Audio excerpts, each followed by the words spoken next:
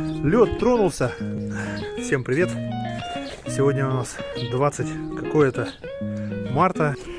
Только что обсадился, буровой инструмент поднял. Сейчас прокачаю и покажу воду. Промывочный насос, скважина. Показываю. Самое главное, это результат труда. Видно уже, что здесь вода мутная, промывочная.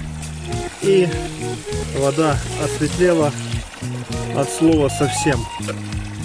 Дебит мерить не буду. Видно, что напор прекрасный.